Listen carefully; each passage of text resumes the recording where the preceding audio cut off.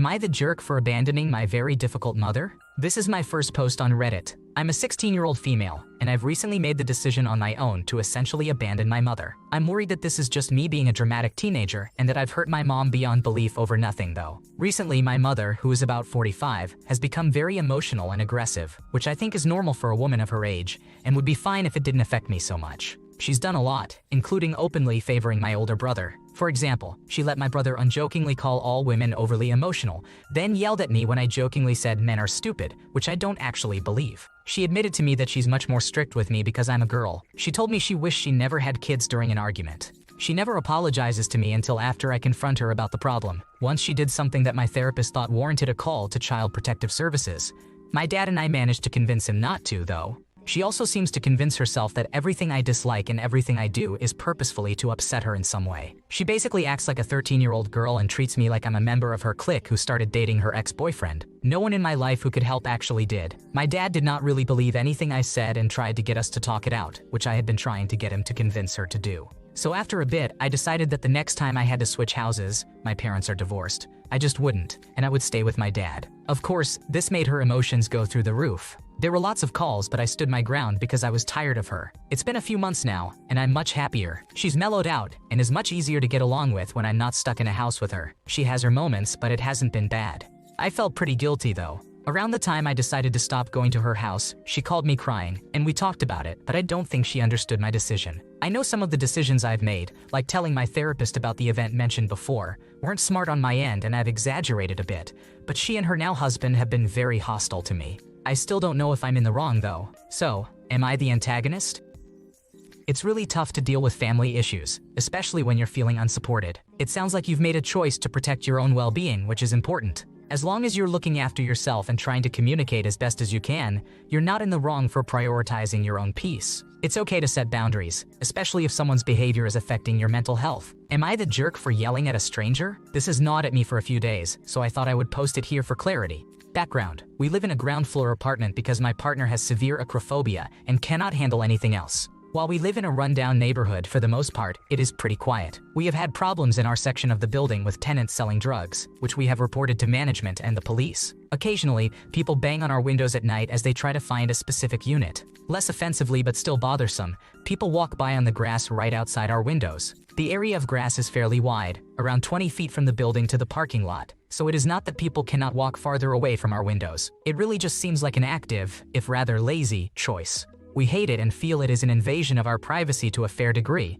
but we usually only complain to ourselves about it and leave it at that. Story: last week I was sitting at my computer in the bedroom listening to music through my noise-canceling headphones. My back was facing the window, which was open with the curtains drawn. I turned to get up and saw a man standing at my window staring in at me and possibly speaking. I could not hear him because of my headphones. I immediately got up and stormed to the window, yelling at him to get away from it. I slammed the window shut and then started banging on it to tell him to get lost, as I saw him wandering over to our living room window. I walked quickly to the living room and yelled at him to get away from our windows, or I would call the police. Then I slammed the living room window shut and drew the curtains. I then closed the other, smaller window off the living room and drew its curtains, as well as the curtains in the bedroom after that. Two important things to mention. This sort of thing does not happen every day. To my memory, it has only happened once before, and my partner dealt with it as I was not at home. Usually, people will just walk on the grass right outside our windows on their way to other places, paying us no attention. 99% of the time, I am pretty quiet and even-tempered, and rarely raise my voice to anyone. I was extremely startled and angry at the intrusion, and reacted very much on instinct. That said, I feel like I could have possibly handled it better if I had stopped to think about it for a second or two first. Am I the antagonist? You are not the problem. There's no reason for a person to stand and stare at you in your own home. It's understandable to react instinctively when someone is invading your privacy like that. Plus, with the mention of drugs around the complex, it's totally reasonable to be on edge. Am I the jerk for not seeing my parent anymore? I am a 16-year-old male. I graduated early, work full-time, and have a girlfriend. My parents are divorced and both remarried, so my life is pretty busy. Recently, I left my dad's house for a while because I was busy with work, house-sitting for my sister, and also making time for my friends and family. I had spent Wednesday to Sunday with his family for 3 weeks in a row, so I figured after house-sitting, it was only fair to do the same for my mother. When the weekends were changed, I was not informed until it was happening, and when I made it clear that I did not know, I was looked at like I was stupid. When I came back to my dad's house after about 2 weeks of being gone, I went into my room and found it trashed. My shoes were on my bed. There was trash on my floor. My guitar was knocked over. The items that were on my dresser were all over the floor. Some of my belongings were missing. I went into my dad's room and spoke to him and my stepmother and asked about it.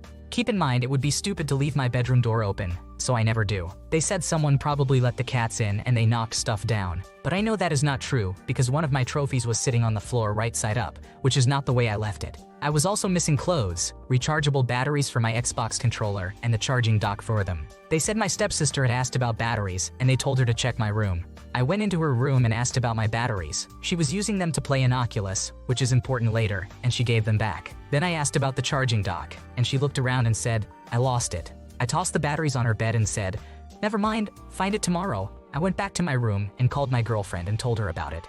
I told her how my stuff is used while I am gone. My clothes are stolen by my stepsister. My batteries are stolen. My room is altered or trashed, and it is my breaking point. Here is where the Oculus is important. The Oculus was a gift to my biological sister, who shares the same dad as me, and I gave it to her. My stepsister was using it with my batteries. To make it even worse, I have heard my biological sister ask if she can play her Oculus, and she is told no by my stepsister. Nobody does anything about it. Our belongings are taken and used, and I am old enough to make my own decisions, but unfortunately, my sister is not. My girlfriend and I came up with two options. First, I pack up our belongings and do not show up. When they call and ask where I am, I say something along the lines of, when our stuff becomes ours again, I will consider it. Second, I leave everything and show up like normal, and I raise hell about it. Do you guys have any other options? What should I do? You are not to blame for being mad that your space and things at your father's home are violated when you are not there. It's hard to believe they are totally unaware this is happening, but maybe they don't realize the extent. This is actually not good for your stepsister to get away with raiding your room in your absence. She needs to learn boundaries too, as the world will not allow her to just take what she wants when she wants. Would I be the jerk for telling my parent I don't like their significant other? Background: my parents divorced 10 years ago. My sister and I have a good relationship with both parents. My sister moved out a while ago. I live with my father. My father has had 2 girlfriends since the divorce. The first girlfriend was great, but his current girlfriend of approximately 3 years, Cindy, is not. Cindy has 2 adult children as well. Cindy lives in small town that is 3.5 hours away from big city where we live. Cindy is hard to explain, but my family does not like her. She and my father lack boundaries in many ways. A few examples: they are glued to each other at every family event. They constantly hold hands, whisper to each other, and make a scene if they cannot sit next to each other. Cindy and my father have insisted on Cindy's inclusion in intimate family moments, such as wedding or funeral photos intended for relatives only. Cindy has tried to sign cards and gifts from family to family. My father has paid for vacations for Cindy's children. He has even independently taken her children on trips without her there. He constantly drives back and forth to small town from big city to pick up and drop off Cindy, even though she has her own car. Cindy's children have stayed at our house even when my father or Cindy are not there. My father has bought Cindy many expensive gifts that she flaunts at family events. He has driven across the country to help Cindy's children move in and out of university. Recently, they bought a house together in small town. My father assured me this was not to nudge me to move out and said I could stay as long as I wanted. But he mentioned that his ideal plan is to sell his house within the year and move in with Cindy and her adult children in small town. I did find a place with my boyfriend, but the situation left me feeling odd, like I had an illusion of choice in the matter. Some family members are worried Cindy and her children are taking advantage of my father financially. My father has always been focused on providing for my sister and me, and we have discussed his will, but I am unsure how secure things are now. I do not know if I am justified in feeling this way, or if I am caught in an echo chamber of my family's collective dislike of Cindy. Would I be the antagonist if I told my father that I do not like his girlfriend and brought up concerns about his future finances? I think you're at fault here. Your dad and Cindy genuinely love and care for each other after 3 years. That's what people do in a relationship. Your dad has every right to spend his money and time however he chooses, whether it's on vacations, gifts, or helping her kids. Seriously, it's his house and his life. He can decide who stays over and how he supports his partner and her family. Instead of focusing on what your dad is doing for Cindy, maybe it's time to grow up and get a life of your own. Would I be the asshole if I opened this can of worms to my family husband? Help! Would I be the jerk? I'm not sure where to start.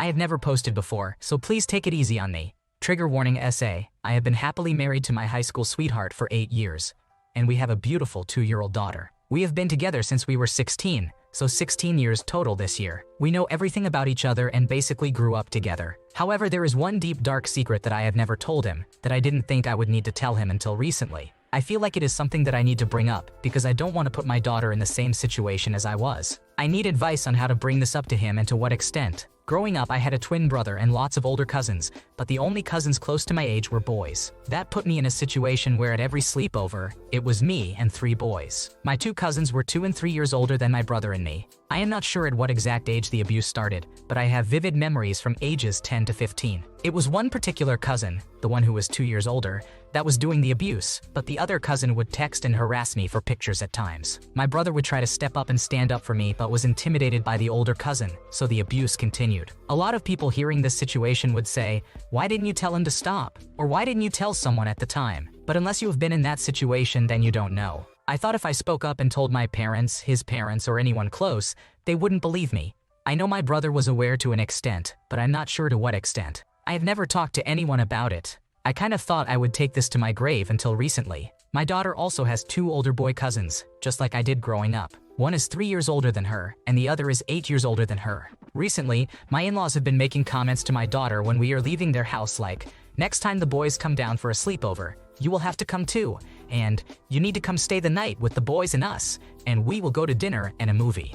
Just hearing those comments takes me right back to when I was being abused, and I cannot put my daughter knowingly in the same situation. I know if I told my in-laws my concerns about sleepovers with the boys, they would say things like, "Oh no," and never do something like that. Or if it's a big concern to you, we will let her sleep with us, etc. Maybe making them aware of the concerns would help it not happen. But the abuse for me didn't only happen during the night when the adults were sleeping. There were instances during the day that the adults obviously didn't suspect anything.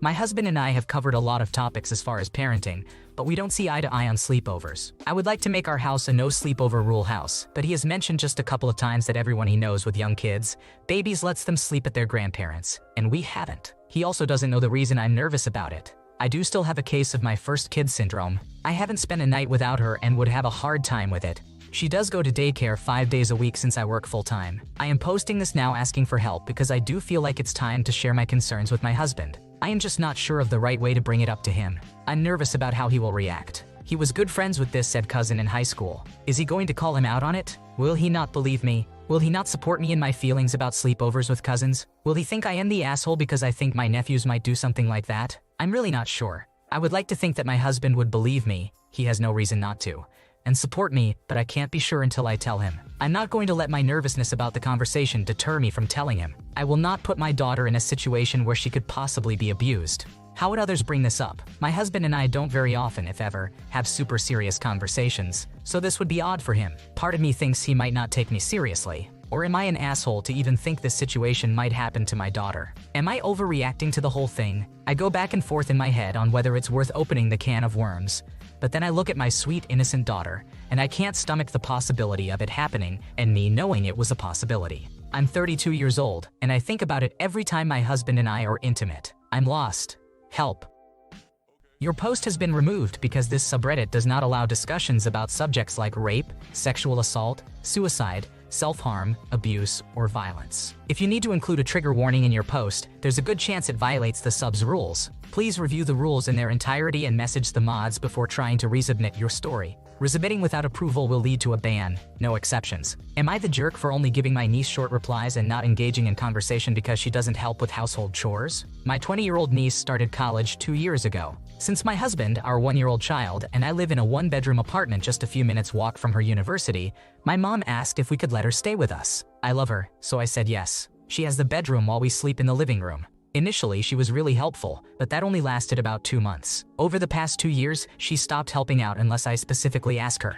She never does the laundry. What really pushed me over the edge was discovering that she's been using my clothes as rags to wipe her feet and the floor. This explains why some of my clothes have stains and require hand washing. When I ask her to do simple chores like the dishes, she often says she'll do them later, only to forget entirely. When I end up doing them myself, she pretends she was just about to do it but heard me doing it instead. Her room is always a mess, with clothes scattered everywhere. She only cleans it once a month if I don't step in. She won't even change her sheets or pillowcases unless I do her laundry. This situation is incredibly exhausting for me. On top of working from 9 p.m. to 6 a.m., I'm also taking care of our toddler and handling all the household chores during the day. My husband helps when he's not out of town for work, which is the only time I can manage about 6 hours of sleep. Otherwise, I'm barely getting 1 or 2 hours a night. There was one instance where my husband did the laundry to let me sleep. After an hour, he woke me up because he found underwear with period stains. I told him that what he was washing was my niece's laundry basket, not mine. He was so grossed out that he threw away all the underwear, stained or not. I was so embarrassed. What really gets to me is that, in addition to everything else, I'm also paying part of her tuition, and she's living with us for free, covering all her food, water, and electricity costs. A little help wouldn't hurt, especially if it's just washing her own clothes. I've spoken to my mom about it, and I'm sure she's mentioned it to my niece, but nothing has changed. When I told my niece's mom, all I got was an okay reply. She can't help because she barely provides for herself and her husband. Their family situation is a mess, and I try to stay out of it, but they're both irresponsible parents. My other sister, who lives abroad, and I are the ones covering my niece's university tuition, and sometimes I have to work overtime to make sure I have enough money for her. It hurts my feelings because it seems like she doesn't care enough to help out even a little. I often see her lounging around with her headset on, doing her makeup, or watching movies in bed. When it's mealtime, if she doesn't come out to eat, I have to bring food to her bedroom. Otherwise, it goes to waste, and I hate wasting money since we work so hard to provide for her. Because of all this, I've started giving her short replies when she talks to me, and I'm not engaging in our usual conversations. It seems like she's getting shy around me, and I'm starting to feel like I might be the one in the wrong here. Am I the bad person? Your post was removed because it exceeds the 3,000 character limit. Please consider resubmitting a briefer post and read our rules in full before attempting to repost. You are not allowed to continue your post in the comments or another thread. Do not attempt to circumvent this requirement. You will be banned. Thanks for watching. When you subscribe, make sure to hit the bell to turn on notifications so you never miss a video. To finish listening to all the stories, check out the playlist in the description.